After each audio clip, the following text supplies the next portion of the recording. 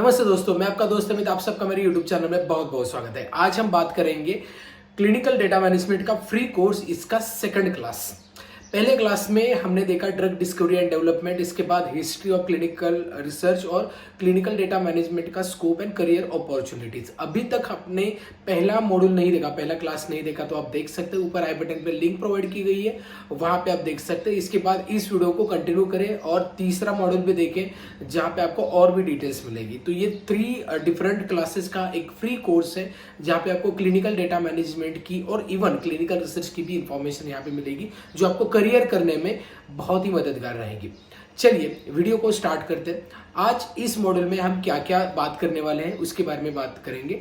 अभी जैसे कि आपको मैंने लास्ट मॉड्यूल में बताया था कि क्लिनिकल डेटा मैनेजमेंट वर्क करता है क्लिनिकल ट्रायल्स पे, तो इसके लिए क्लिनिकल ट्रायल्स की जानकारी होना जरूरी है। अब क्लिनिकल ट्रायल्स में जो भी ऑपरेशंस कैरिड आउट किए जाते हैं उसको एक गाइडलाइंस होती है, गाइडलाइंस फॉलो की जाती है और उसी के अनुसार सारे ऑपरेशंस होते हैं। तो उस गाइडलाइंस का नाम क्या है, वो कौन सी गाइडलाइंस, ये बहुत जरूरी है। हर कोई फ्रेशर को ये क्वेश्चन डेफिनेटली पूछेंगे। इसके अलग अलग प्रिंसिपल्स भी है, तो वो कौन सी गाइडलाइंस है? Good clinical practice, GCP। इसको अगर हम इन डेप्थ देखेंगे तो ICH GCP E6R3 गाइडलाइंस, ये गाइडलाइन होती है। तो आज हम GCP के बारे में बात करेंगे। इसके साथ हम ये भी देखेंगे कि इसके 13 प्रिंसिपल्स क्या है और नेक्स्ट रोल एंड रिस्पॉन्सिबिलिटी जो होती है IRB और IEC, इसकी हम डिटेल जानेंगे। तो ये वीडियो काफ़ी ज़रूरी है। ये सारा वीडियो हम गाइडलाइंस के अकॉर्डिंगली हम देख रहे हैं, क्योंकि डेटा मैनेजमेंट में अब अगर आपको करियर करना है तो पहले ये कैसे वर्क करता है, इसके जो बेसिक्स गाइडलाइंस है इसके बारे में जानना उतना ही ज़रूरी है। चलिए वीडियो को स्टार्ट करते हैं। पहले बात करेंगे GCP क्या होता है। Good clinical practice, as it name indicates, there are some standards according to which all clinical operations are carried out. तो क्लिनिकल ट्रायल्स के हर एक ऑपरेशन को कैरिड आउट करने के लिए GCP फॉलो किया जाता है। अब GCP का अगर हम डेफिनेशन देखेंगे तो वो क्या रहेगा? GCP is standard for design, conduct, performance monitoring and auditing, recording, analysis and reporting of research studies. अब हम देखते हैं GCP क्यों जरूरी है, गुड क्लिनिकल प्रैक्टिसेस जरूरी क्यों है। सबसे पहले ट्रायल्स को मिसकंडक्ट ना किया जाए। जैसे कि अगर प्रॉपरली कोई गाइडलाइंस हो उसके अनुसार आप ट्रायल्स कंडक्ट कर सकते हैं। अगर रैंडमली आप कंटिन्यूसली ट्रायल्स कंडक्ट करेंगे, आप इसके रिस्क बेनिफिट ना देखें तो कई कबार हमें जो एंड में रिजल्ट चाहिए वो नहीं मिलेंगे और प्रोबेबली यहाँ पे टाइम वेस्ट होगा और बहुत सारे इन्वेस्टमेंट भी होता है क्लिनिकल ट्रायल्स में। तो इसके लिए प्रॉपर गाइडलाइंस होनी जरूरी है। तो वो मिसकंडक्ट ना हो, प्रॉपरली ट्रायल्स कंडक्ट किए जाए, इसके लिए GCP का होना बहुत जरूरी है। इसके बाद जो भी वॉलंटियर्स है, जो ह्यूमंस है, उनके जो सेफ्टी के राइट्स है वो मेंटेन किए जाए, सेफ्टी एंड वेलफेयर, इसी के अनुसार ये ट्रायल्स कंडक्ट किए जाते हैं। कोई भी इंडिविजुअल जो भी ट्रायल्स में पार्टिसिपेट करता है, कभी भी ऐसा नहीं होता है कि उनको बिल्कुल भी आइडिया नहीं है कि कौन सी ट्रायल हो रही है, उनको कुछ बताया नहीं है, डायरेक्टली ट्रायल्स के लिए लेके आए और उसमें ट्रायल्स कंडक्ट हो रहा है, ऐसा नहीं होता है। हर कुछ चीज बताई दी जाती है। अगर अप्रूवल है तभी ट्रायल्स में वो पार्टिसिपेट कर सकते हैं, अदरवाइज नहीं करते।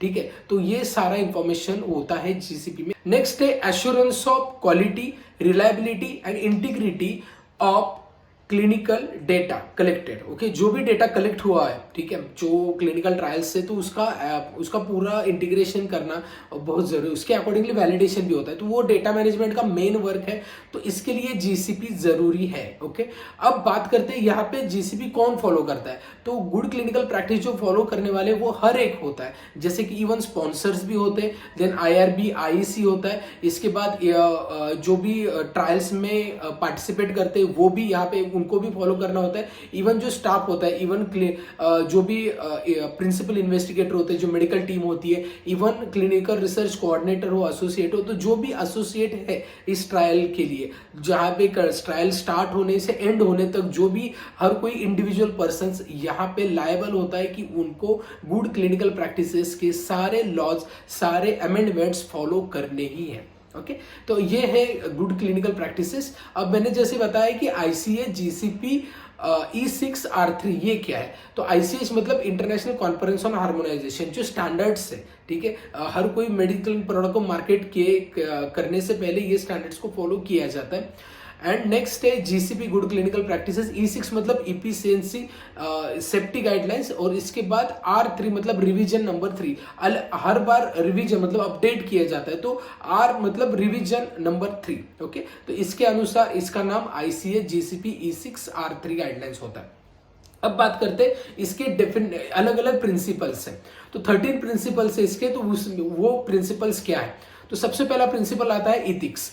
इस सारे ट्रायल्स को प्रॉपरली इथिकली कंडक्ट करना, मतलब जो भी एक स्टैंडर्ड फॉलो किया जो दिया है उसको फॉलो करना, ये पहला प्रिंसिपल आता है। दूसरा, trial benefit versus trial risk. अब ट्रायल जो भी कंडक्ट हुए इसको मोस्ट प्रोबेबल आपको एनालिसिस करना है कि इसके रिस्क कितने हो सकते हैं, इसके बेनिफिट्स कितने हो सकते हैं, उसी के अनुसार आपको यहाँ पे ट्रायल्स को कंडक्ट करना है। सो पहले आपको उसका एक प्रोबेबिलिटी निकालनी बहुत जरूरी है ट्रायल्स कंडक्ट करने से पहले, ठीक है। तो रैंडमली आप ट्रायल डायरेक्टली स्टार्ट नहीं करते, इसके लिए रिस्क एंड बेनिफिट्स का एक रेशियो वहां पे टेंटेटिवली आपको डिजाइन करना होता है। Even during the trials also even adverse drug reaction events होते हैं, तो वो भी नोट करने होते हैं, ठीक है। तो आगे हम IRB और IAC में जो बात करेंगे उसमें और भी डिटेल जानेंगे, लेकिन जो 13 प्रिंसिपल है इसमें से second principle trial risk versus trials benefit है। इसके बाद ट्रायल पार्टिसिपेंट। अब ट्रायल पार्टिसिपेंट मतलब कई बार क्या होता है ना, कुछ ट्रायल्स होते हैं जो पार्टिसिपेंट है उसका एजुकेशन भी इंपॉर्टेंट होता है, कई बार नहीं होता है, ठीक है।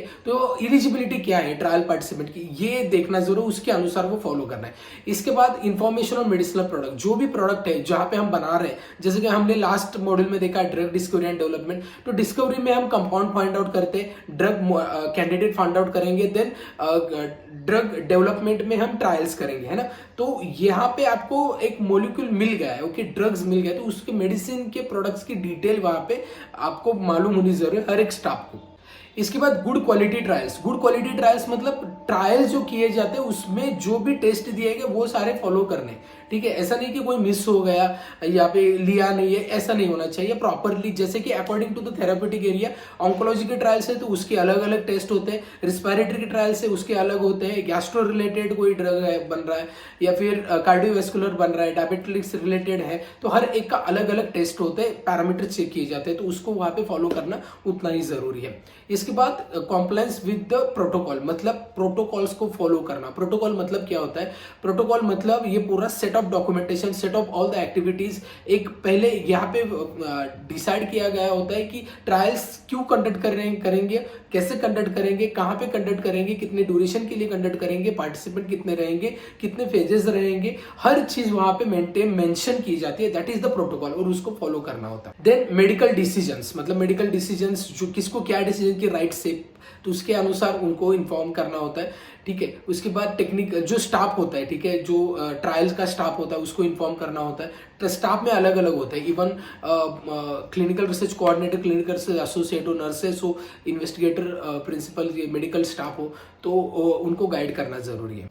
इसके बाद इन्फॉर्म कंसेंट, ये बहुत जरूरी है। इन्फॉर्म कंसेंट मतलब एक डॉक्यूमेंट होता है, उसको वहां पे सारे डिटेल्स दिए जाते हैं, वो पार्टिसिपेंट के लिए होता है, तो वो पार्टिसिपेंट को देखना है वहां पे ट्रायल्स किस चीज के लिए करनी है, क्या है, वहां पे डिटेल होते हैं, और उनका पूरा वहां पे अंडरस्टैंडिंग होने के बाद उनका अंडरटेकिंग लेके वहां पे ट्रायल्स कंडक्ट किए जाते हैं, तो वो बहुत इंपॉर्टेंट प्रिंसिपल है। इसके बाद नेक्स्ट प्रिंसिपल है कॉन्फिडेंशियलिटी, मतलब जो भी ट्रायल्स में पार्टिसिपेट करेंगे पार्टिसिपेंट, उसका कोई भी डेटा वहां पे पब्लिकली रिलीज नहीं होता है। जैसे कि कोई भी ट्रायल कंडक्ट किए जाते हैं, वॉलंटियर्स का डेटा क्या होता है, उनका नंबर होता है, सिर्फ कोड दिया गया है, ना कि वहां पे नाम होता है, आधार नंबर, एड्रेस, वो मैरिड है नहीं है, कौन से लोकेशन से, कुछ नहीं होता है, ठीक है। डायरेक्ट सिर्फ एक कोड होता है, तो वो कॉन्फिडेंशियलिटी थ्रू आउट मेंटेन होनी उतनी ही जरूरी है। इसके बाद क्लिनिकल ट्रायल डेटा, ठीक है, जो डेटा है उसको इंटीग्रेट करना और प्रॉपर्ली वैलिडेट करना according to the GCP guidelines, ये जरूरी है। इसके बाद गुड मैन्युफैक्चरिंग प्रैक्टिसेस, और लास्ट में क्वालिटी एश्योरेंस, तो उसका क्वालिटी एश्योरेंस भी लास्ट में किया जाता है, ठीक है, तो चेक किया जाता है अकॉर्डिंग टू द गाइडलाइंस। तो ये 13 प्रिंसिपल्स से इसके गुड क्लिनिकल प्रैक्टिसेस के, तो हमने ये देखे। अब नेक्स्ट है, इसके बाद है IRB, institutional review board independent ethics committee, IEC। ये बेसिकली एक ऐसी हायर अथॉरिटी है जो प्रोटोकॉल डिजाइन करती है और पूरे इस ट्रायल्स को मॉनिटर करती है। अब यहाँ पे 5 मेंबर रहते हैं, 5 मेंबर में से कोई साइंटिफिक बैकग्राउंड से आता है, कोई मेडिकल बैकग्राउंड से आता है, कोई नॉन साइंटिफिक बैकग्राउंड से आता है। ओके, और यहाँ पे कैसे किया जाता है कि पहले तो ये रिटर्न किया जाता है प्रोटोकॉल, उसमें जो फिर उसके बाद वहाँ पे कमिटी वहाँ पे फाइनल की जाती है, उसकी मीटिंग ली जाती है, उसके बाद ट्रायल्स कंडक्ट होते हैं। तो ट्रायल्स कंडक्ट करते समय जो प्रोटोकॉल डिजाइन किया जाता है IRB और IAC से, वो कभी भी डिनाई नहीं होगा, वो कंटिन्यूसली फॉलो होगा। In case only medical emergency कोई होती है तब ये चेंजेस हो सकते हैं, अदरवाइज कंटिन्यूसली फॉलो होगा। और इवन ड्यूरिंग द ट्रायल्स कोई